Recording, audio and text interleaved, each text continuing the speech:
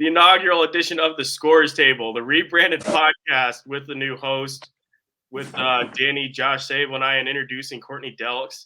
You may remember her from Purdue, from winning Miss Basketball in 2010 at Oak Hill. We are all three super excited to welcome Courtney aboard, and she's going to be one of the hosts with us as we talk girls basketball here for the rest of the season. Courtney, how are you? Hey, I'm doing great. It's an honor. I'm so thankful when I got the call last week from Danny and he asked me. I didn't even hesitate. Right there. I said I'm in. So I'm super excited to give back to girls basketball. So we ran down some of the accomplishments. What have you been up to since graduating from Purdue as what, like the 8th all-time leading scorer in school history, which is, a fairly impressive feat. Yeah, so in 2014, I graduated from Purdue. I'd entered the WNBA draft, didn't get drafted, had an opportunity to go try out for a team. Didn't go because one thing I do now is some mindset training, so that's a whole nother subject. But physically, I was in the best shape, playing the best basketball, but mentally, I didn't go to that tryout. And so then I had some opportunities to play overseas. I ended up not going and playing overseas and went into the world of coaching and training. And so I've coached, helped out when Steph White was at the Fever. So I was like a volunteer coach. And then I also practiced with the team on the practice squad. And I've coached at the NAI level, D1, was a head high school coach. But the thing that has fired me up the most is player development. And so my husband and I started Compete Training Academy in 2015. I'm sitting in our newest barn right here that you guys can see. And during that process of CTA, within the last 3 years, one of my basketball clients was in a really bad accident. She was hit by an impaired driver. And so for the last 2 years, I've actually immersed myself into her recovery journey. And I spend my days now helping her with her traumatic brain injury, and she's relearning how to walk. Yeah, we were talking about that before we came on, and there's a fundraiser that you guys are running now, an auction, right, with signed jerseys and different things that people can auction on to help the cause. Yeah, absolutely. Yeah, absolutely. So what happens, I've learned, is so insurance runs out, and so she could get 30 hours of physical therapy sessions paid for the whole entire year, which is grossly insufficient for somebody who's relearning neuroplasticity of how to walk. And so what I've been inspired to do is to create a 501c3 that's helping her recovery journey as well as a few other kids in our area who have brain injuries. And so we're doing a big auction and raffle right now. It's on, both of them are online. We have some really cool jerseys in there that are autographed by some really good basketball players. Sydney Parrish being one, Jayla Smith, Braden Smith, Mason Gillis, Zach Eady, Marcus Burton, J.R. Knesny. The list goes on. So those are all online where you can go and buy raffle tickets or bid on those. And 100% of those proceeds are going to go to help this girl as she relearns how to walk. That's really awesome. And bidding, where should people go if they're interested in learning more about this? And when is bidding open until for these items? Yeah, if they go to www.compete, C-O-M-P-E-T-E, training, T-R-A-I-N-I-N-G, foundation.org, right there on the main page, there's a spot where you can click and it'll direct them to a website where all these items are. So the auction ends this Sunday, December 10th at 5 p.m. Eastern Standard Time, and then the raffle is open until December 21st at 7 o'clock Eastern Standard Time, and at 8:30 we're going to announce the winners so that anybody who wants to give those away as Christmas gifts, we won't have the actual item for them by then, so we'll have to go get everything signed because we're also a part of this. Instead of like having, oh yeah, you can get an extra large jersey of men's size, we're letting everybody choose what size of jersey they want. So if you want to gift this to your grandkid or your kid and you want a youth medium, we're going to make that happen. We're going to get it signed. So, but you could give on Christmas Day a paper with the picture of the jersey, and then we will get that as soon as we can to everybody. That's very awesome. That's very awesome. Again, that's competetrainingfoundation.org if you're interested in learning more about the cause. And again, I think I speak for Danny and Josh when I say we're fired up to have Courtney on board too. Yeah, absolutely. Some perspective on things. Let's dive in, I guess. And I skipped this in the rundown right before we came on, but just Danny and Josh, what games did you see last week? Just thoughts and broad picture takeaways from the week that was. You can go ahead and start, Josh. Yeah, so we were all at the Noblesville HSC game last week, and it's exactly what you would expect. It was a barn burner. HSC won 71-69. Very high, two high level teams, very well coached. And it's just a fun brand of basketball to watch. You have a lot of skilled players on the court, great decision makers. I think, early on in that game, when we were watching HSC got off to a really, really hot start. Noblesville tried to box and one, Maya Makaluski, and honestly, like, she's so good that nothing phased her. I think she ended up with 30, 11 for 17 from the field, made 6 threes, and she was making it look easy. And then, in the second half, Noblesville, they start to adjust a little bit. They kind of get away from the zone. They start playing man-to-man, and they're closing the gap. And I just thought they had a very well-balanced effort. Tipner was phenomenal. I mean, HSC had no answer for her inside. But it's exactly what you would expect when you watch a Noblesville HSC game. Like, it's going to go down the wire, two highly skilled teams, and I wouldn't be surprised if they play each other again during the season, and probably a similar result. Yeah, I think there was a direct relationship between the performance of the role players and what we kind of saw transpire in that basketball game. You can talk about Makaluski, you can talk about Wilson, you can talk about Tipner, but I thought this was a really nice coming out party for CC Quigley. I think she probably had a season high. I actually talked to one of the parents at on HSE, and in casual conversation, they're like, that's the best that they'd ever seen Quigley play. She was really a primary or focal point of their offense. Like, not to the point where she was producing starter numbers, but they were throwing the ball to her with the expectation they needed her to make a play. And I think Josh had challenged, or maybe it was Hank, or who's going to be the third player. We saw Ava Shoemaker hit, I think it was 3 consecutive threes in the second half. And I thought she was going to get the 4. She really heat checked one from the bench side there. When it's 49-45, I mean, I love the shot. If that goes in, it maybe changes the entire course of the basketball game. But also with HSE, they got 8 points from Madison Van Houston. That's the first time we've mentioned her name on the pod, but I think those 8 points are critical. And not just from the sheer mathematics of a 2-point basketball game. Obviously, the 8 points matters, but she's got to be productive, because where I'm going with this is, Stidham had the tough basketball game of Sneakers for Santa. And then I don't know if this is true, but I don't know that she scored in the first half and then came out in the third quarter and probably had a dozen. And that proved to be it really proved to be the deciding factor in the basketball game. At least as I watched it, it seems like Makaluski's good for 25 or 30. And Tipner's going to do her thing. And Water found its level with Reagan. I know Reagan scored the dozen in the last 2-3 minutes of the basketball game, but Water typically found its level.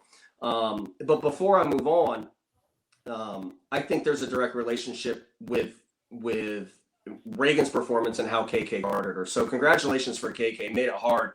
Reagan settled in and started going under some screens and got some shots, but I was particularly impressed with the role players of both basketball teams, and that's, I think, what it takes to win a state championship, is to have performance from role players. And it doesn't need to be all the time. It just needs to be when it counts. And I thought Quigley, Shoemaker, Van Houston, Stidham, I thought those kids really showed out. Yeah, if I'm Donna, like, I mean, obviously you never want to lose, especially a big rivalry game like that. But I'm actually, like, if I'm her, I'm walking away from this game pretty encouraged, because if you look at the stats, like, they were very, very well balanced. And Reagan, obviously caught fire in the fourth quarter, but she didn't have her normal game. Like, she wasn't at that 18, 20 points per game. And I think they started finding something, a little bit more drag screens and transition, a little bit more like, shooting the 3 off the high ball screen. And I think, going away, when they come back, I think at Noblesville will feel pretty good about where they're at, and maybe some adjustments they can make next time. And I would expect, Reagan to have a big game. And if you can get that type of production from the rest of the girls, like, I'm feeling pretty good if I'm Noblesville. Something that stood out and was a common thread between the two games I covered, and Courtney, I'm interested to get your thoughts on this, is just the free throw shooting. It's a problem at Noblesville. Donna admitted as much. It got a little bit better when they played Northrop on Saturday, but against HSC, I think they missed 8 total in a 2-point game, which obviously isn't going to get it done. And then Saturday, when I covered Pendleton Heights, it was the same thing. Pendleton was able to squeak out a win, but would have been a lot easier for them had they sank some free throws and not missed as many as they would. Pendleton's coach kind of talked about it kind of becoming a mental thing. And Courtney, from a recent former player's perspective, I'm curious, how does the mental component of free throw shooting fit in? And when you're in such a weird rut and such a weird funk, how did you get out of those situations to get yourself and your teammates back on track? You shoot your way out of it. When you're in that, you just got to stay at the line. You got to get your reps in. You got to be in practice beforehand. You got to be in practice afterward. And if that's where you really have that mental block, you just have to shoot over and over and over and over and over. And your preparation will meet the opportunity where you will start hitting them. But if you don't put the work in, the ball don't lie. You're going to keep missing and you're going to be in this rut. There were many times where I remember specifically in college playing in Illinois and missing a shot during regulation that could have sealed the deal. Well, the game went into overtime and I ended up hitting a game winner 3. But in my mind, it was that free throw I had missed. So when I got back to Mackey Arena that night, I was in the gym with the janitors shooting hundreds of free throws because I could not go to sleep that night until I knew in my mind, next time I'm in that situation, I'm going to hit it. So it's that mentality. And if you have that, and I think a lot of it comes into people just get in their head when they step up the line. So you have to say affirmations to yourself, something that you're going to repeat to yourself when you're at the line. I am a great free throw shooter. Whatever it is, figure it out. But the ball don't lie. You got to put the reps in. I think I have an additional thought there. I mean, that's the way Noblesville wants to play too. I mean, let's not breeze over the fact that Tippner wants to shoot 10 free throws a basketball game. And I think I would charge Reagan with that's a great way to get going in a basketball game is to get going downhill. Sometimes punt a bad one up there. Just see if you can get a call. She is Reagan Wilson. I don't know if there is an effect where, hey, listen, we're going to take care of the star. We're going to take care of the Miss Basketball candidate and try to give her the call. But sometimes when you can walk to 15 feet with no defense and watch it hit the net twice, sometimes it can get kids going, particularly with the level of talent that Reagan has. But Tippner's going to live at that line, and she wants to initiate the contact. She plays post for Noblesville. So she's gonna get there. So yeah, Hank, I think it's a good point that they can't really hide from. They're just gonna have to step up and make free throws. Do you find sometimes kids and as players do you overthink it and start trying to change too much? Like, is that a phase in all this for a lot of people where you start, even when you're just practicing, you start overthinking it and like, here's what I need to change and try change a bunch of things up? Or I think one of the greatest tools that all the great basketball players from the NBA legends, WNBA legends, down to high school legends and college, you have to visualize. So visualization, there's so much power in visualizing yourself hitting that game winner. The game is really, it's physical, but it's mental. For me, it's the law of independent trials, right? If you're an 80% foul shooter, every shot has an 80% chance of going in. It's just another way to kind of look at it mentally. You know, it's the law of independent trials is exemplified by a coin flip, right? It's a 50-50 proposition on whether it's going to be heads or tails.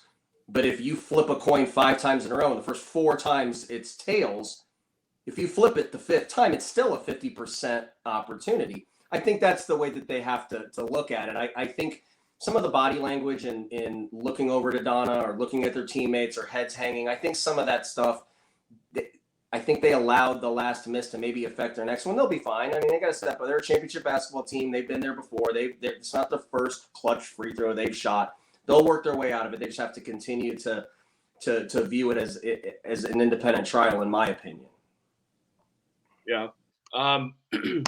This kind of segues nicely, but Lawrence North over the weekend, it was a game that we were texting about, Josh and Danny.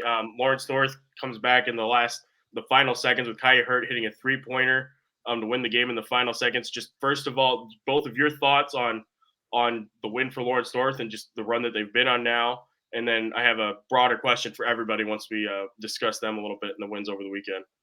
Yeah, I mean, I think Danny's going to talk a little bit more about this, but for me, that's a great tournament to go in. Like you got some really, really good teams. Like everyone talks about the Hall of Fame Classic.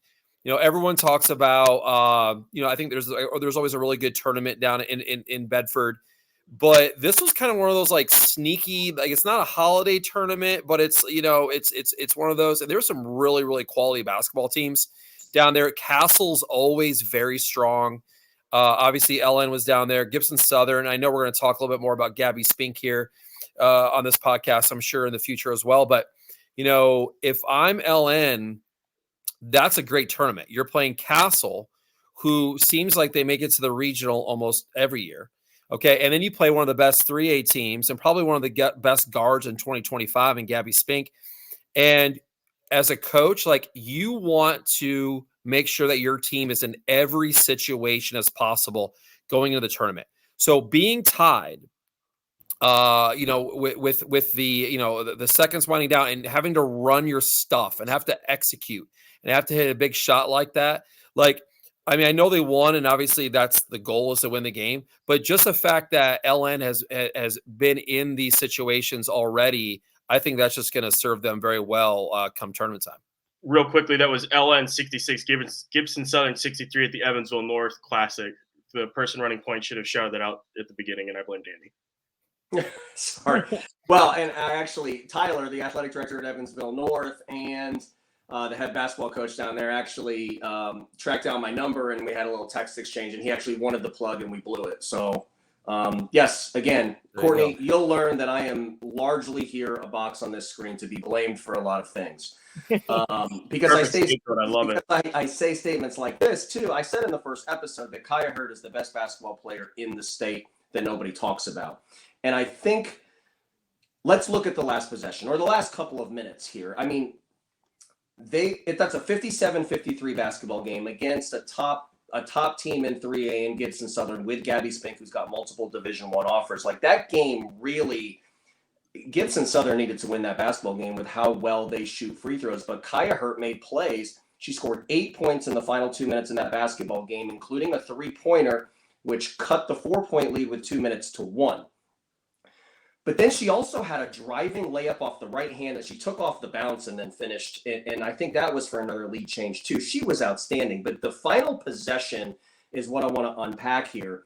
And it's a tie basketball game with 15 seconds. Stephen Thomas has a timeout. Now, Courtney, you know this having played for me. There's no way I'm not calling timeout in that scenario. Like there's 100% calling a timeout and getting what I want. But he didn't. And that is the most fascinating part of it because they ran a very basic concept, which is a ball screen and got a switch and let Kaya Hurt attack the switch.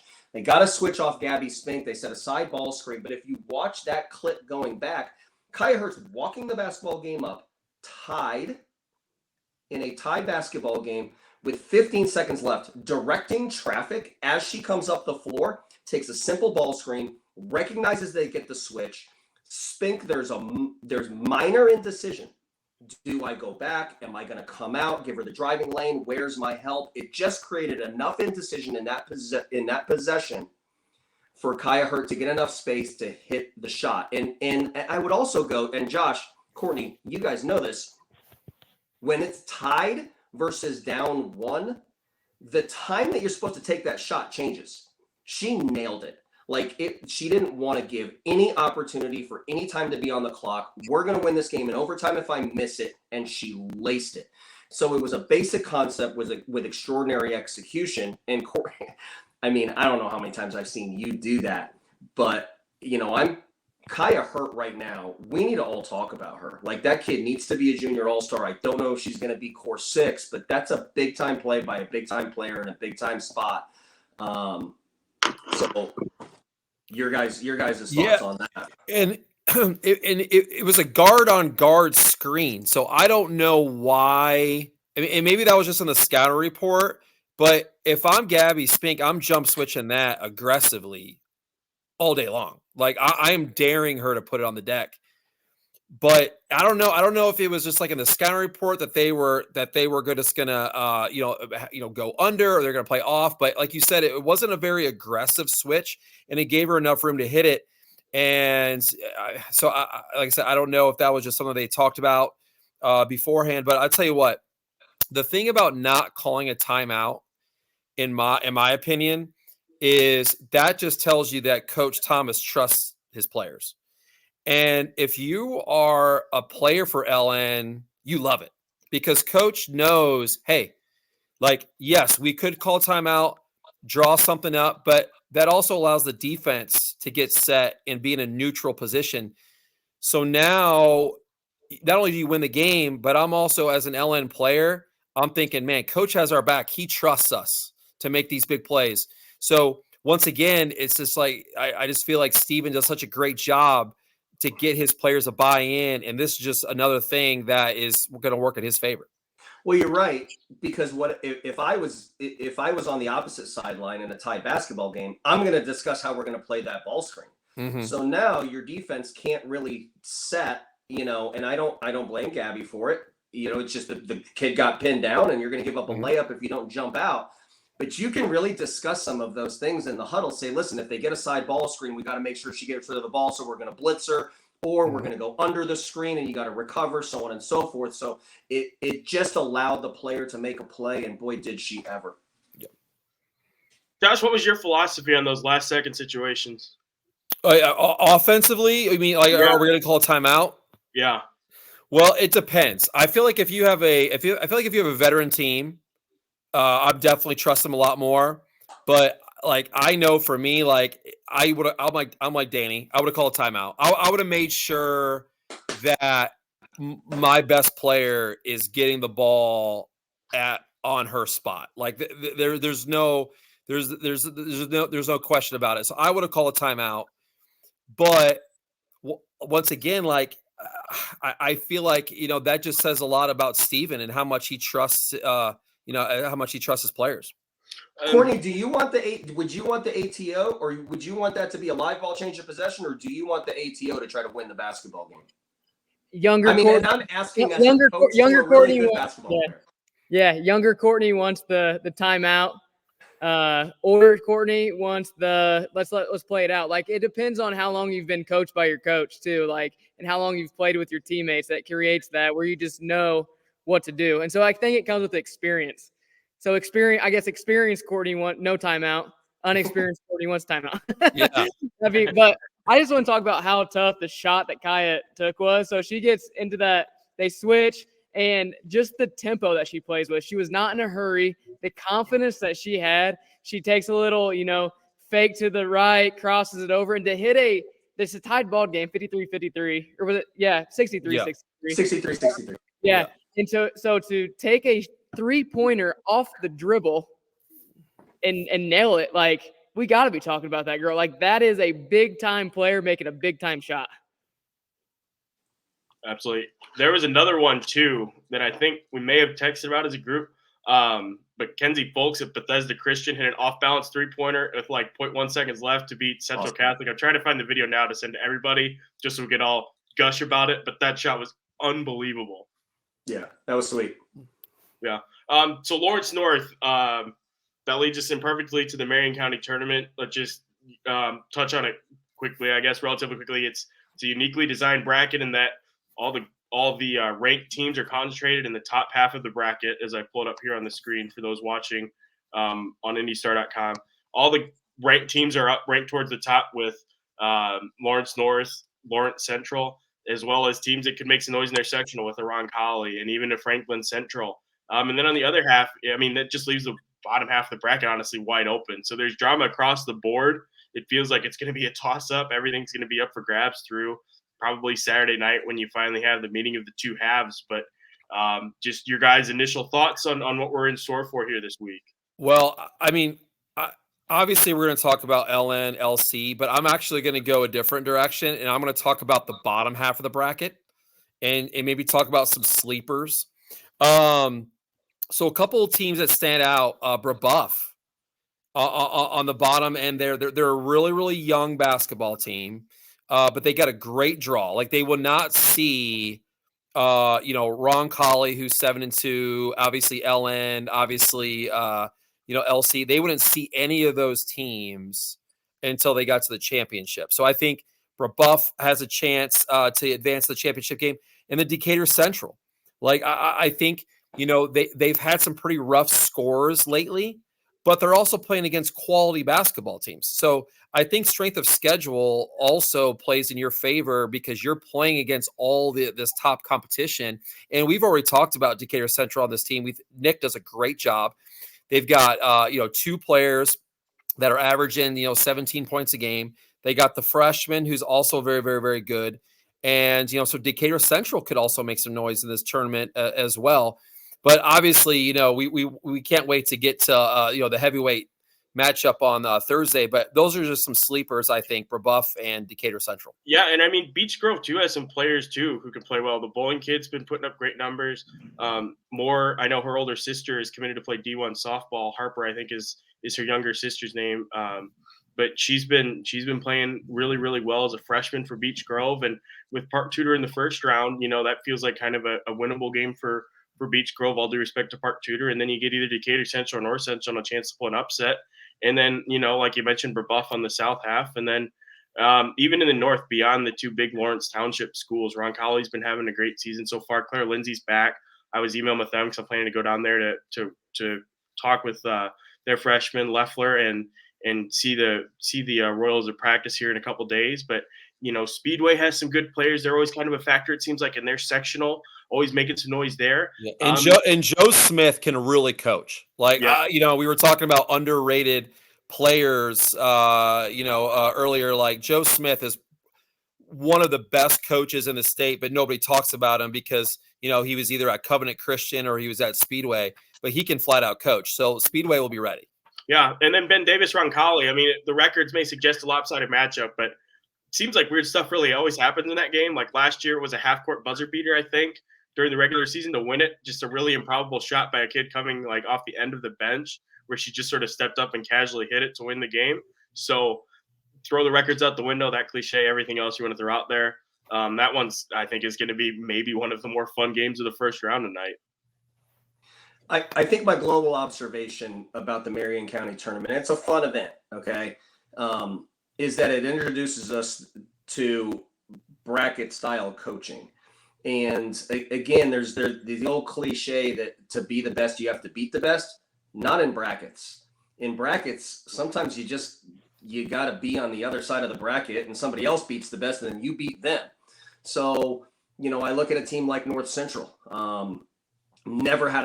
Just a random thought here. I've never had a conversation with gentlemen, but one of their assistant coaches is a guy by the name of CJ Walker. Like if you go to a North Central game, watch this guy coach. He says really smart stuff. The kids respond to him. He seems to be the architect of a lot of what they're doing scout-wise and adjustment-wise and really coaches them up.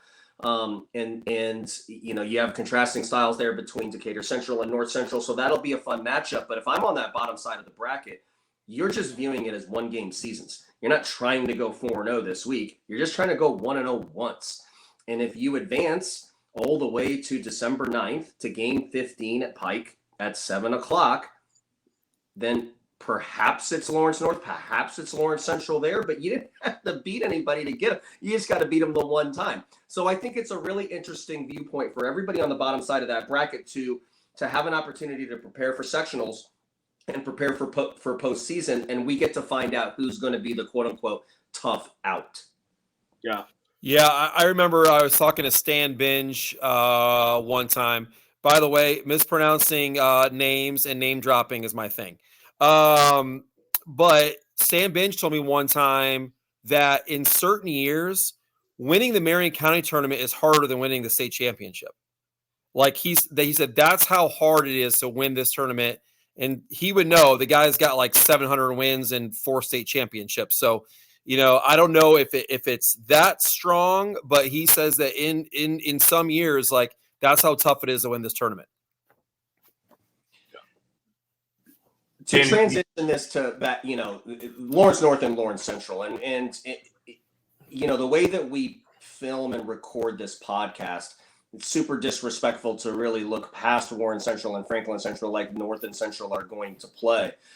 But I can't wait for that basketball game. I just can't, because and what I'm interested to see in that basketball game, if it were to happen and if it were to come to fruition on Thursday, and both of them have their hands full. I mean, Warren Central beat Lawrence Central last year in the tournament, which took away some matchup opportunities. And Franklin Central has really good basketball players.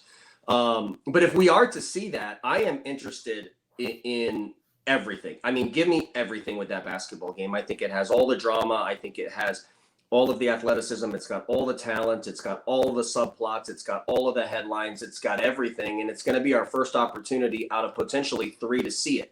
I'm most interested to see how each of those basketball teams, though, plays within the other team's style. Without being in either locker room, just looking at the talent and understanding who the individual pieces are, particularly on Lawrence Central, they want to make it a full court basketball game. I mean, they added Mariah Garrett, who's a blur, makes them even faster. Anaya McKenzie, Jayla Lampley, they can fly. Lola Lampley is just unmatched athleticism right there, and they want to create downhill driving lanes. I would assume Lawrence North wants to muck this thing up, and they want to be tough. And they want to enclose the court into boxing rings, and I'm interested to see Lawrence Central with kids like Anaya McKenzie punch back, and I'm also interested to see Lawrence North that if the game does open up into a live ball track meet, can they keep up with Lawrence Central? What happens with Hurt? What happens with Mills? What happens with Winston? Can they play at that pace? So I think going into it, I think we'll all see it with our own eyes, but again, if one of them is upset and we don't get that matchup, that in and of its own right is a huge story. Yeah, and it's a rematch too. This one, the first round matchup between Lawrence North and Warren Central is a rematch of last year's sectional championship. Lawrence Central playing Franklin Central, which is coming off of its first win over Franklin Central, which beat Brownsburg for the first time since the 2006-07 opener. That's what I had it down as, and I looked it up like 15 times, so I pray that it's correct. Otherwise, it's been wrong in a lot of places. So Franklin Central's coming in with some momentum against LC, which I think adds a little bit of intrigue. And then for Lawrence North, Warren Central too, just the history between these two recently is fascinating. But if it is a rematch of last year's county semifinals and the quarterfinals this year, I mean, I can't wait either. And there's just so many different angles to take it from. Courtney, when you were going through, when you were playing, the dominant team within your class was Heritage Christian, coached by Rick Reisinger, who has now gone on to Carmel. They had Kelly Ferris, but their role players were also really, really good. Claire Feeman had a great career at Butler. Emily Anderson went to play some college basketball at Hillsdale. They were loaded. In a bracket-style scenario, did you care what was happening with Heritage Christian, or could you kind of remain singularly focused at the task at hand? And the reason why I'm asking that question is, are Lawrence Central and Lawrence North looking ahead to Thursday tonight and perhaps looking past it? Because you knew no one could beat Oak Hill except Heritage Christian on your side of the bracket. You'd have 4 state championships if it wasn't for Heritage Christian. So I don't know, maybe talk about that. Yeah, I think the main thing is your coaches have to keep you locked in. But as a player, I never was really worried about Heritage Christian.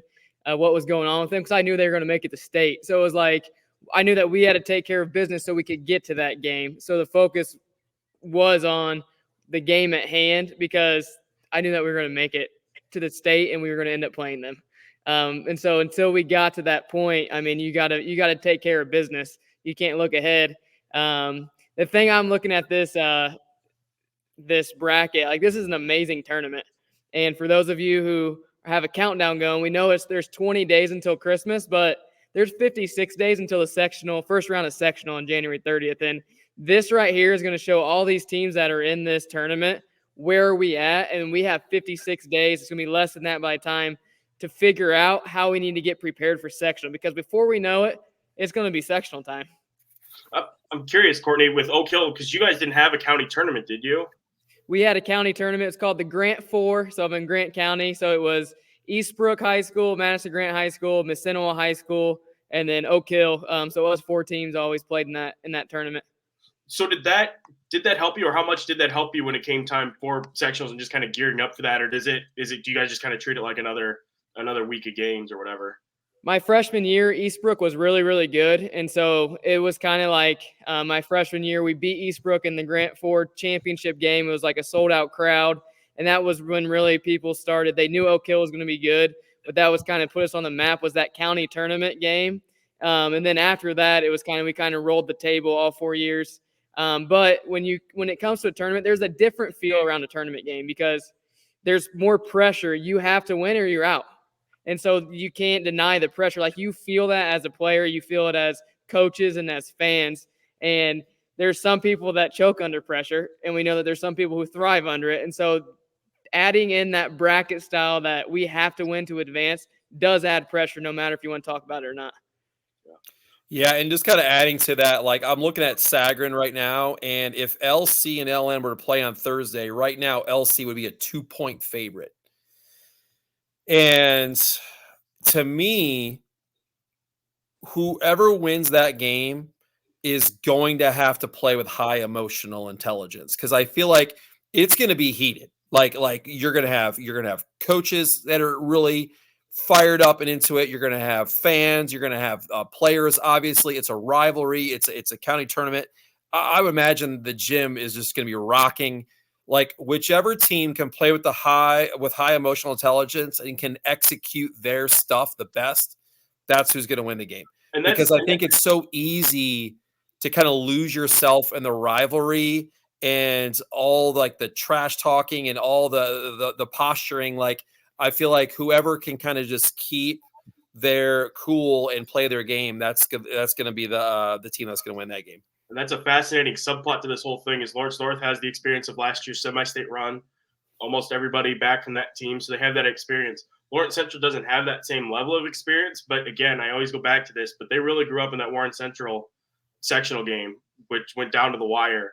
Jayla Lampley, that was kind of her coming out party. I mean, she was unbelievable in that game, but that felt like a maturation game. But it'll be interesting to see how much they've grown since then and then how that meets and matches up with LN and the already built-in maturity for a group that's been deep into the postseason, maybe right on schedule, slightly ahead of schedule if you want to say that, but just how those two dynamics work themselves out. Here's what I'm fascinated. Go ahead, Coach. It's somewhat of a silly cliche, in leading up to these basketball games, and I'm doing this from memory. So if I'm wrong on this, somebody please correct me. But at Decatur Central last year, the first time they played in the county tournament, Mackenzie Morton, I think Lawrence North was up big, and then Lawrence Central started to come back, and Morton was the kid that hit, I want to say it was 3 big-time jump shots, all mid-range, all 18 feet, 17, 18 feet, and was the reason why they ended up winning that basketball game. The silly cliche that I'm talking about is who's going to be the Morton this year? Who's the kid that's going to hit the big shot that we don't expect?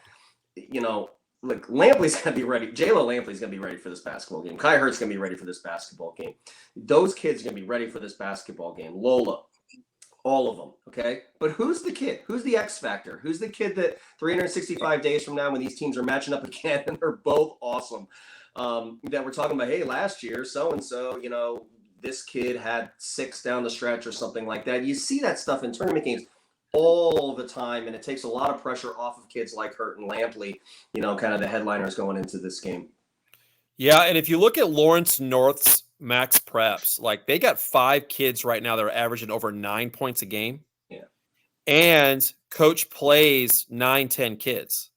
So if someone gets in foul trouble, if someone gets hurt, if the lineup changes a little bit, like LN has depth. They've got girls that can go off at any point. Like they're hard to guard because they have so many skilled players. But then on the other side, you got the best 2025 and the best 2026 in the state on your team. So I'm just fired up for this matchup because both teams obviously are very good, and it's going to be fun to watch. Last year's meeting was at Franklin Central in the semifinals. I remember because I drove back from St. Louis in time to get there. Lawrence North was up 9 after outscoring them 20-7 in the second quarter. Wound up losing by a point. It was a wild back and forth game. I can't make it. Yeah, I mean, I just wanted to make sure that it was proper on the record. Make sure we have all our lines straight. Something that I wanted to talk to you guys about and get your perspective on. is this. The new basketball rule changes, just in a nutshell. They got rid of the one-on-one. The bonus is always 2 shots, and it starts with 5 team fouls, and they reset after each quarter. Your general impressions that we've been out there. Courtney, what do you think as a former player looking at this? I'm just rolling the ball out there and getting your guys' thoughts on the whole deal. As a former player, I love the one-on-one free throws because I like the pressure free throws. But when I look at this, I'm thinking of strategy, and it changes the whole entire strategy at an end of the game situation when maybe you're wanting to get the ball back. Do we foul? Do we put them in a one-on-one situation? Because now if you foul, they're going to the line for 2. And that changes the whole entire strategy of a basketball game.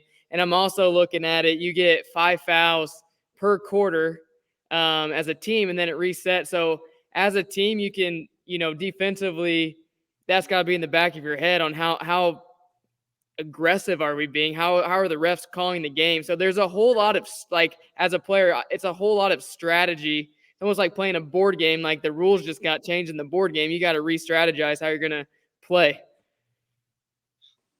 Well, the official position, the official position from, and this is a national thing. I think the rule change came from a document put out by the, National Federation of High School Athletics, something like that. I'm sure that I butchered that, 100% sure that I butchered that. But they actually give rationale on the PDF document as to why they wanted to change the rule. And the official position is that it increases the flow of the game. So I think we have to ask ourselves, is the flow of the game better? And I think that it is. So just from a simple standpoint, and Courtney, and she said exactly where my head was at, which is it adds strategy to a basketball game. If you have early fouls in the half, it doesn't hog tie you for the rest of the basketball game. It does give you an opportunity to reset strategy. It brings fouls to give into consideration when managing these end of quarter situations. But flow, I think, is better, and I like the rule change. I think the kids have adjusted to it well. I think the overwhelming majority of people that I talk to actually like this rule change. So I like it. There's actually another thing in there that says that it reduces injury, I think, in free throws. I don't know the statistical significance of that, but if that's a case, I'm all for the safety of players too. But I'm a fan. Josh, what do you think? Yeah, I mean, listen, I'm someone that loves to run and jump for 32 minutes, and I want to shoot a million threes. So I love it because it just keeps the flow. Like there's no like stop in the action. It's like, hey, we're going to run a blob here, we're going to run a slob here, and let's just keep it going. Now, I will say, I bet you officials like it and coaches like it as well because you don't have parents anymore yelling, "It's 10-2, ref," and all your other like cliches. Like, what's that? No, they still yell it. Oh, they still yell it? All right. I'm kidding. Sorry, I didn't mean to disrupt your flow of thought by being a jerk. What about follow your shot? They still yelling that? Yeah, I'm still waiting for them to start yelling handball. Yeah. I got like a list of my favorite parent cliches. That one's definitely up there. But I'll tell you, here is just, I'm putting my coach's hat on now. I think from an offensive side, taking care of the basketball and decision-making is even that much more important, especially in later in the game, because before, let's say you had 2 team fouls, right? And all of a sudden, or you have 1 or 2 team fouls, like if I'm defensively, I'm going to be a lot more aggressive. So because I don't need to go as far, right, to get to that fifth foul. So I could, before you had to get to 7 to get to 1-1. Now you only get to 5. So the defense, they're going to be really, really, really aggressive. So I feel like offensively, you really have to take care of the ball. Decision making has got to be on point. And then on defense, like it's also good because you can extend the game. You know what I mean? Like, hey, like we can't have a lot. We're down 5. Like we can't allow time to go off the clock. So it stops the game if you're behind, and it might allow you to catch up a little bit if they go 1 for 2 or 0 for 2. So I mean, like you said, there's a lot of strategy. Courtney and Danny, let me ask you this. Your team, with these new rules, okay, your team has the lead, okay? You're up 3 with 10 seconds left, all right? You're up 3, 10 seconds left. This new rule is in play now, where if you get your 5th foul, it's automatic 2 free throws. Are you still fouling up 3? Or are you going to let it play out and just defend and just contest and just hope for the best? Like, what's your guys' philosophy on fouling up 3 with under 10 seconds left? That's question 1. And question 2, does this rule maybe change your philosophy on that? Go ahead, Danny, Court. well, I was going to say, since you're one of the best coaches I've ever coached for, I was going to let you go first because I want to learn from you on this. I love learning from you. I have my thoughts, but I want to learn from you first. I am a fouler, Josh. Okay. And I do think that it's something that I think coaches have to talk about in practice and do it in games all the time so kids are ready for that. But it's like stealing second in baseball or softball, right? You have to catch it if you're the catcher. You have to make the throw. You have to catch it on the other side. You have to make the tag, or you have to apply the tag. I think there's a lot of things that have to happen. Does this rule, in the absence of going from 1-1 to 2 shots, does that change my strategy? To me, it doesn't. I think I would continue to foul in this situation.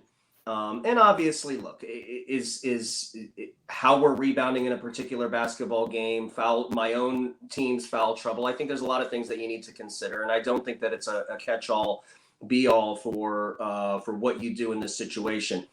But to answer your question directly, Josh, does this rule change my view on whether I foul up 3 in a basketball game? No, I don't think it does. I think I'm putting them on the line, and now not at 10 seconds. Okay, I'm putting them on the line under 5, and I think that's something that we've got to talk about with our basketball team and make sure. But the other thing that it does is, in a scenario like high school, okay, if I'm playing a basketball game on December 3rd, okay, and I foul somebody up 3, okay, that now is on film and now it's in the back of their mind. So if I have that situation in the middle of February, maybe it changes something, okay? Maybe it changes the mindset, or it speeds up the footwork to say, I got to get this shot off because I think the other team's going to foul me because the coach just told me, hey, be ready for the foul, something like that. So if I do change and I foul in December, but I don't foul in February, look, is that over analysis and over coaching? Maybe. But if it can speed up footwork and drop, say, Maya Makalewski's percentage on a 3, I'm taking it. Mm-hmm. Courtney, is that a difficult thing to execute? Like, if you're in the huddle and I say, hey, listen, if they're going toward the basket, okay, or something like that, or you're going to foul this kid on the catch on floppy action, or they're going to run this on double stagger, and I want you to foul on the catch, would you rather just D up, or do you think that's too difficult to execute? I think that no, I would follow whatever you're saying and do it. And I think the thing is not fouling a kid at the 3-point line in that situation, which I've seen many times in the game where the coach wants them to foul and they foul when they're shooting a 3. And sometimes those go in, sometimes they miss. But no, I would rather foul. Like you said, they're coming off, foul this time. And I think that Danny makes a really good point. You have to know at what time on the clock to foul. And that has to come through preparation, that you've worked on this in practice or in the timeout, like the coach being very clear, because you can't foul too early in the time. Like you can't foul right when the ball comes in or 9 or 8 seconds. There's way too much time on the clock. And the way that I would look at this situation, I don't think it changes strategy. I'm with Danny on it depends how the flow of the game is going. And you have to make, as a coach, you have to make an in-game decision. So like if my players are not handling the ball, we're playing against somebody who is very good at defense, I don't trust us to foul and to have to inbound the ball.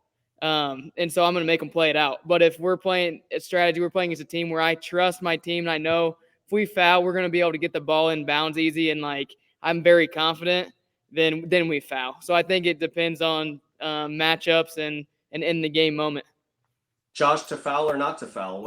Definitely fouling. I've seen one shining moment videos. I've seen one shining moment videos way too many times. Like if I as a coach, if I go home because someone hits a buzzer beater 3 to tie it up and we go to overtime, I wouldn't be able to live with myself. Now, like you said, you have to practice it and it has to be under a certain amount of time. But my kids knew that we were always fouling that situation. Always. Like I would and of course what's the counter argument? Well, you got to rebound. Like what if they tip it back and then they grab it and they make a shot? Listen, I will live with that. There's so many variables in that. I'm fouling all day. Okay, so let me ask this, okay? I mean, because we're talking about late game situations, and I'm going to take, I mean, we could do an entire hour podcast on just this alone. Yeah, and we'd have 2 listeners. That's right. That's right. But the first rule when they put the NFHS put these rule changes out, the first rule change that they talk about, I think it's like 2-1-3 or something, talks about where the person that's operating the shot clock now is supposed to sit. And now they put them officially at the scores table. And then there's a comma, and then it says, if you use the shot clock. So look, without debating global warming right now, okay, where do you guys stand on the absence of the shot clock? Am I allowed to ask that? Yeah. Courtney, what do you think about the shot clock, Courtney? Me and my husband have this discussion all the time. He is very old school. He says no shot clock. And in the Delks household, I am for the shot clock because I think that it prepares kids for the next level. Like you're doing a disservice. I remember freshman year going in, you got to learn how to operate under the shot clock. It is the game of basketball. It's in every other level that you go on to. Why is it not in high school? I don't know. So every year we would get a email from the IHSAA. All 400 head coaches would get an email, and it would always be a survey on there. And one of the questions every year was, should we implement a shot clock? And every year I voted yes, because I love player development. I love decision training. I want high scoring basketball games. Basketball should be fun. It should be a fun game. Every year, the results would come back, and overwhelmingly, we're talking like 76, 78% of coaches would say no. And I used to get so mad because, to be honest, the reason why they say they vote no is because they actually have to coach now. Like you can't run flex. You can't run your continuity. You can't hold the ball for 4 straight minutes and try to make it a 4-2 first quarter in the first round of the sectional. Like it's such a I'm going to do with what I'm comfortable doing, and most coaches are not comfortable in teaching basketball because they have to give up some control. Like you have to have actions that are going to put your players in positions to be successful. And you can't do that if you have a shot clock. So they vote no all the time. I think in order to argue for the shot clock, though, I think you have to really understand the arguments against the shot clock. Listen, I've heard all the arguments right now and I hear them. Okay. But, there's a lot of studies out there that show that scoring and flow actually doesn't improve if you implement a shot clock. The 60 to 70 possessions remains pretty stagnant, that the possessions actually, it's like 90 some percent of the possessions actually end up being less than 30 seconds anyways. I've heard all of the arguments. Okay. And my rebuttal to that is I don't really care about the 60 to 70 possessions. I care about the one possession. Okay. I care about the one possession when you're up 5 with 2 minutes left and there's 3 fouls to give and you go 4 corners. Because that scenario with 2 minutes left, down 5, is not a fouling situation, particularly if you have 2 fouls to give, because it takes too long and it resets the shot clock, okay? It's not a fouling situation. But the other one that I hear is the financial piece of it. Okay, and let me be the first to exclaim here. I don't understand the finances of high school athletics. Okay, never been an athletic director, but here's what I do know. I go to AAU tournaments, and there's a shot clock sitting on the corner that's duct taped down. There's a backpack sitting over it, so you can only see one digit, and some player's baby brother is operating the shot clock while he, with his left hand while he plays Fortnite on his phone with his right hand, and it seems to work just fine. So look, I don't know how much that shot clock that sits on the corner, I don't know how much that is. I know times are hard, okay? But I don't think they can be that hard. Like, can't we scratch together a couple $100 to throw a shot clock down in the corner? And it's totally fine. I would rather have a shot clock discrepancy and argument in a basketball game than to have the one possession where somebody's milking the clock 2 minutes to change or eliminate possessions in a basketball game. So it's interesting because the more you ask that question, Hank, and you ask it a lot, because you asked it of me, I think really early on, but you can't be finding many people at all, Hank, that are saying, no, I don't think that we should have a shot clock. Am I wrong in that? No, I mean, there's a few holdouts, and I mean, the the increased scoring thing, I look at it as reward teams for playing good defense. Like, I covered basketball in South Dakota, high school basketball in South Dakota, where it was good, but it obviously wasn't to this caliber just in terms of the amount of talent spread around the state. But it was still a good product because teams were forced to play, coaches were forced to coach, and there's nothing more obnoxious than when a team plays really good defense for like 40 seconds to a minute, and then the player dribbles out to the arc and everybody stands up and applauds like one of those like twist up monkeys that just sort of respond upon command. Like, it's so silly because it's like, not good defense doesn't always result in a turnover or a missed shot. Sometimes, you know what I mean? Like a steal turnover, that sort of thing, or a ball being booted out of bounds.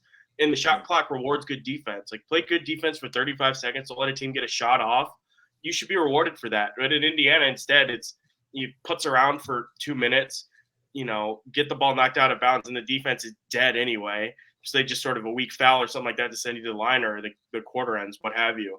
I really struggle to understand the arguments against. I can see to some extent the financial, but I think that could be massaged. I mean, they spend money on all these other things. I think there's a way to maybe figure that out. And honestly, even some of the smaller school gyms that I've been to, they seem to already have shot clocks on the scoreboard. One argument that actually I heard, and it wasn't really an argument, it was just something that they pointed out, but a coach at a 4A school pointed out, well, you see how much trouble they have running the scoreboard as it is without a shot clock. Now imagine the delays that we're going to get as they try to figure out should the shot clock ever reset and all that stuff. And that's fine. And I suppose maybe there'll be some growing pains early. But, I mean, with time, I think that those situations are going to sort themselves out, especially when you get into the postseason when you've gone through an entire season of doing it. I don't understand it. But, I mean, people are set in their ways out here. It just – you gotta win them over at some point. You just kind of have to ham and push it through. But between this and the sectional format and just the not seeding thing, I mean, I could go on forever. Courtney, I'm curious for you. Were there games, and Josh, you as well, were there teams that tried to stall ball you frequently? Like, is that something that you ran into a lot when you were playing? Absolutely. I think I lost like 9 games during high school, and I can remember like some of those tournament games that we lost. I would have loved to have a shot clock during those games because it came down possession by possession. I remember my junior year, we lost 60-58 overtime against Heritage Christian. We were up by 3 or 4 in the fourth quarter with just under 2 minutes to go. So to have a shot clock in that situation, and I think if the IHSAA is about the development of youth athletes and these high school kids, like, we've got to implement the shot clock, because if it's about the kids, the shot clock is going to make their development so much better. We're doing them a disservice by not having it. Well, it adds all levels of strategy to it also. So you bring in 2 for 1. You bring in zone. So now you can play zone. It brings up like false motion. Like, hey, we're going to run 20 seconds off the shot clock with false motion and then get a basket. So it does bring up a lot of intricacies. But you also bring up another point, which is, I've been in a lot of high school basketball games this year alone where it's been a running clock and it's been a 30-point deficit. I mean, it kind of builds in an excuse now for those kids that are playing in those basketball games to go and play. and go get buckets. I wasn't Courtney Moses when I wasn't even close. I was a bad high school basketball player, so I was playing in those 30-point basketball games a lot. Okay, and I would have loved the shot clock because I would have launched threes from the volleyball line, and coach would have been like, "What are you doing?" And I was like, "Shot clock was running down, coach." Yeah. This is, And I don't know about down south, but I know up north, up in this area, what I've been seeing over the last few years is there's not as many girls playing basketball anymore. The numbers are going down up in this area. It's like that. There's teams that don't have JV teams. There's teams that have 6 players on their varsity. And I think that implementing the shot clock adds that, like Danny said, it adds that fun to high school sports for kids. It just adds a whole entire different element, even if they're not going to go play in college, of just fun, for the kids. Like, high school happens once. Like, whoever's listening, let's get the shot clock going. No doubt. And I think like the players want it. Most importantly, the players want to play. Players want to feel unleashed. They don't want to feel like, I got to run the coach's stuff for 3 minutes, and then maybe we'll get the back door. Like, no, like, let's just play.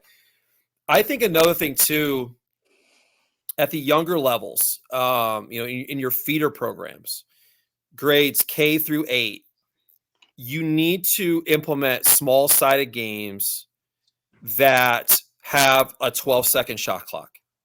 And the coaches or an assistant or like maybe a high school player can keep track.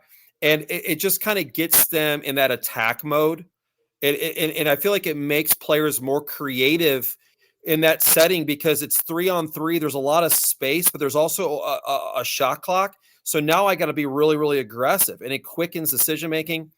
One of the things that helped my Franklin teams, because we were trying to score 70 every time we took the court. So one of the drills that we did quite often is we called it quick strike, and I would keep track of a 30-second shot clock, and wherever we scored in the shot clock, that's how many points that team got on that possession. So if we're running our stuff and we score at 24 seconds, that team got 24 points. Then we get the ball, we're going out the other way. If they fast break, get a rim run layup, they get it at the 27 mark, that's 27 points. Now it's 27-24. And you just keep playing and you reward your teams by scoring really early the shot clock. So it can be taught at a young age and it can be taught at the middle school and high school level. It's just that everyone is afraid to get out of their own comfort zone. Like they hold that flex offense and that continuity like so tightly, like they're afraid to actually like having to coach the game and how to develop your players in your feeder program. And so I don't know what the holdup is, but it should have been done a long time ago. Oh yeah, it's the same reasons why we still have this broken playoff system. We're in football this year. You had Brownsburg and Ben Davis, 2 of the best teams in the country playing. Why, in years past, you have, it's on the regular. You can point out countless examples when the best 2 teams in a sectional play in the first round. And honestly, I think sectionals themselves need to be looked at and re-examined and just open it up a little bit. I'm fine with letting everybody in. It's cool for the kids to get that experience, but stop not rewarding teams and occasionally punishing them for being good. Make the regular season matter, because you can't look at me now and tell me that this game that I'm going to cover tonight means anything more than a game that was played last night or a game that's going to be played a week from now. You know what I mean? Because there's no postseason implications. Everybody's chasing a championship. So why not let the games now help decide to some extent how that playoff picture is going to look, if that makes sense. Just to go off on a tangent. Circling back, Courtney, to something that you said, and maybe we should chop this off and just make it its own separate segment because we're going a little bit long here. But with the decline in participation, is it across the board, like AAU included, or is it just high school ball? And then also, what do you think is the cause of that? I think that Danny could talk more on the AAU side of things, but from what I see around here, it's in high school basketball, and I think somebody said this to me the other day because I was having the same conversation with them. They said, I can show you the schools where they're having the decline is because they don't have a feeder program. And so I'm just going to make the statement that there's a lot of high school basketball coaches that are underpaid in Indiana, that there's this expectation from the community that they need to have a feeder system, they need to be given back, and they have their own families, but they're only getting paid between $7 and $10 grand. And if they go into the postseason, they're losing money for as much time as they're putting into it. And so I think it's just this balance that are coming into where there's not a feeder program in their program, so girls aren't getting that interest when they're young, and it's showing now in the high school programs. And then as far as AAU, I'll let Danny talk about the numbers there. But I think that and especially in Indiana, we have all these big indoor facilities now. So you have people playing year-round baseball or year-round softball, year-round soccer, year-round volleyball. And there's so many choices for kids to make. And people are, they're dialing in on one sport, which that's a whole nother segment. I'm completely multi-sport advocate, but they're just focused on one thing, and it's taken away from high school basketball of some girls even playing that are really good. Yeah, the specialization seems to be a real problem just across the board. I mean, all of them too, and just the injuries that are cropping up because of it too is an issue, an offshoot on that. Josh and Daniel, you speak to what Courtney just talked about. I just read something that said that basketball is actually the 4th most popular girls' sport at the high school level, and that surprised me. It didn't surprise me that it was 4. I mean, I didn't think it was number 1. I don't know. I don't know the statistical. I don't have anything statistical to say this, but I do think that kids are still playing AAU, and I think that's a direct relationship to how the AAU market has grown around this year-round model. I mean, I was in Hamilton, Ohio at a youth tournament with a team of 28s, a team of 30s, and a team of 31s this weekend in the middle of high school season. And I think they all had like tryouts for their school team this week. And so there are kids that are playing it, but there's so many good options now with AAU, and there's so many good people, particularly here in Indiana, that do it. I know Courtney started to do some club basketball stuff out of CTA and Showtime Academy and some of those things. I think a lot of those, because it's a way to get in front of really good coaches, really good circuits. I mean, when Courtney played, there were like 2 clubs or 2 coaches that you had to play for. It's why Courtney played for me, quite honestly. I was just one of the guys. Now there's 12 people. It's musical chairs, right? And so you can go get good ball wherever. So I do think kids are playing AAU. I don't know if there's a relationship, though, with transferring it into high school. And so I would be interested to see how this progresses. I think we've got to get them early, and I think products like Courtney's training academy and some of the youth programs and some of the youth leagues like the IYBL out of the Pacers Athletic Center, things like that, I think need to be enrolled in and played in, and I think there needs to be good coaching there to keep kids playing high school basketball. I had this thought. So with the rise in AAU, and I feel like from the time when I played, I mean, what was that, 15 years ago, to now, that there are so many tournaments, and it seems like there's kids that are going and playing on these AAU teams year round, which wasn't a thing 15 years ago. Is the transition because there's the shot clock in AAU and you're playing against the best competition from around the country, that the top players more so are going to start playing AAU, and is high school basketball. I mean, I hear it at the junior high level where people aren't playing their junior high team because it's not good basketball. They're not getting better. They're just in the gym working. Is that going to be a common theme that we're going to start seeing? Josh, yeah. Well, first of all, I want to have Courtney negotiate my next contract so I can get more money coaching the high school team and leading my feeder program. But so I'll speak on it on the high school coaches side of things. I haven't seen it with the top players. Like your top players are always going to play. I would even say your role players, like your 6, 7, 8. Those girls are also playing that I've seen. But I have seen a lot of schools not have freshman teams. Mm-hmm. I've seen a lot of situations where maybe a kid played JV as a sophomore or as a freshman, but then they make varsity as a sophomore, but they're not in the rotation, and then those kids aren't playing anymore. I have seen a lot of that where I just don't think, like, the days of you play freshman as a freshman, you play JV as a JV player or as a sophomore, and then you play varsity like your junior, senior year. I don't think that exists anymore. Like a lot of these kids, like you guys said, there's so many more options and things to do. Being patient and waiting your turn, and like that doesn't exist. Like if you're not playing, I think a lot of attitudes are by players. If you're not playing varsity and you're in the regular rotation as a sophomore, like you're losing those kids. And I think that's where a lot of those, like the numbers are starting to go down. I at least from what I've seen. I wonder too if this is. I don't know that this is even necessarily an incident or a trend that's isolated to just girls basketball either. Like I know in softball last spring, surprisingly, some schools didn't have enough to field freshman teams, which is odd because that sport is, blossoming at a rapid pace. Like probably one of, if not the fastest growing sports in the state, just in terms of interest and participation. But I mean, its numbers have seemed to kind of flatline and maybe taper out a little bit last year at some schools. And soccer has this unique battle with the club scene where academies now are trying to poach kids for during the high school season so they can train year round and not even worrying about having to play high school. And I think that opens up too. And then with basketball as well, it opens up, what do you miss out by not playing high school or middle school sports? Like, yeah, the team may suck, but you're getting to play with your friends. It's a totally different environment. I think it's fair to say from AAU just across the board, just because you're kind of playing for a championship. You're playing, I feel like the motivations are a little bit different maybe than AAU, where you're almost exclusively looking for that scholarship opportunity. Please correct me if I'm wrong. But high school just kind of more like, I understand it is competitive, but it's fun competition, if that's a fair assessment. Yeah.